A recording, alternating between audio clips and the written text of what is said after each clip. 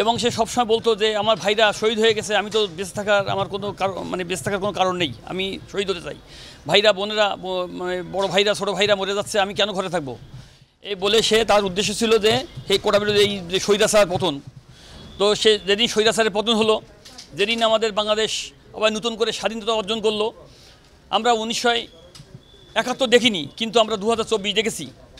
সেই 2024-এ নতুন করে বাংলাদেশের যে নতুন জন্ম হলো, সেই জন্মের প্রবক্তা বা সেই জন্মের একজন আমার শহীদ সন্তান নাসিব হাসান রিয়ান।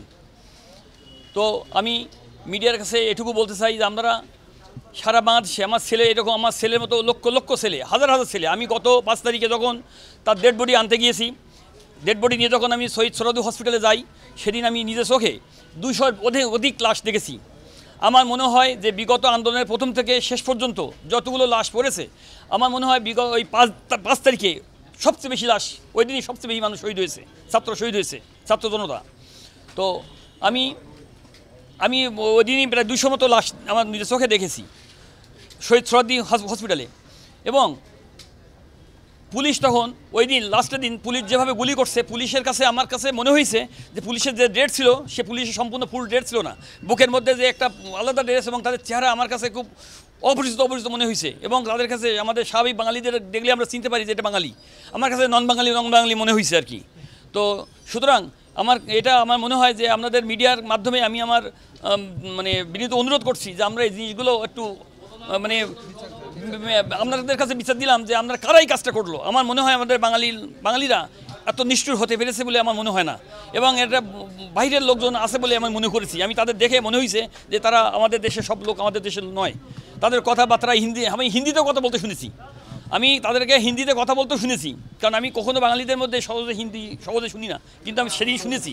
হ্যাঁ, তো আমি আপনাদের কাছে বিনীত অনুরোধ করব যে আমরা এটা যাচাই বাছাই করবেন, এবং যাচাই বাছাই করে আমরা সঠিক জাতির কাছে আমার ছেলে সুষ্ঠু বিচার চাই, এবং এটা যাচাই বাছাই করে জাতির কাছে সুষ্ঠু হিসাবটা, সকল শহীদের সুষ্ঠু হিসাবটা, এবং কতগুলো লোক শহীদ হয়েছে, কেউ বলে 200, কেউ বলে 300। আমি জানি যে ওই দিনই 200 লোক আমি এক হসপিটালে দেখছি, শহীদ সোহরাওয়ার্দী হসপিটালে। তো সুতরাং আমরা এটা যাচাই বাছাই করে আপনাদের কাছে বাংলার সমস্ত তথ্যগুলো আপনাদের কাছে, আমরা বাংলা দর্পণ, আমরা যদি সঠিক তথ্যটা আপনাদের মুখ থেকে প্রকাশ করেন, আপনাদের মাধ্যমে ফোকাস করেন, তাহলে সারা দেশবাসী জানতে পারবে আসল তথ্য কী, আসল তথ্য। কারণ আমরা জানি না, আমরা এক জায়গায় দেখছি, এক জায়গার তথ্য জানি, আমাদের কাছে সারা বাংলার তথ্য আছে। আমার মনে হয় প্রত্যেকটা স্কুল, কলেজ, ইউনিভার্সিটিতে যদি তাদের রেজিস্টার খাতা দেখলেন যে প্রত্যেক ডিপার্টমেন্টে কতজন ছাত্র ছিল, কতজন ছাত্র আছে, কতজন তো মিসিং হয়েছে। জি, আমি মাননীয় স্বরাষ্ট্র উপদেষ্টার কাছে আমার বিনীত অনুরোধ যে আমি তাকে বলেছি যে আমার ছেলে যেখানে শহীদ হয়েছে, যেখানে তাকে কবরস্থ করছি, সেই কবরটা আমি পাকা করে দিতে চাইছি। উনি বলছেন যে আমি সর্বোচ্চ চেষ্টা করব।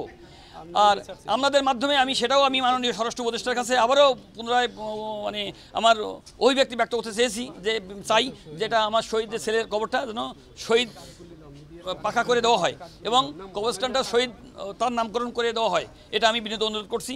আর আমি আমার দ্বিতীয় কথা আমি যেটা বলছি যে শহীদের যে গেজেট হবে, সেই গেজেটে যেন আমার ছেলের দ্বিতীয় স্থানে আমার ছেলের নাম থাকে।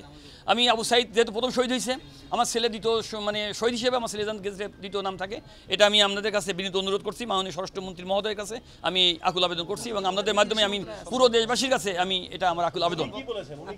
উনি বলছেন যে আমি সর্বাঙ্গীন সহায়তা করবো, যেটা করণীয় আরও কিছু করবেন বলছে, যা যা করণীয় আমি সবটি করবো আপনার জন্য।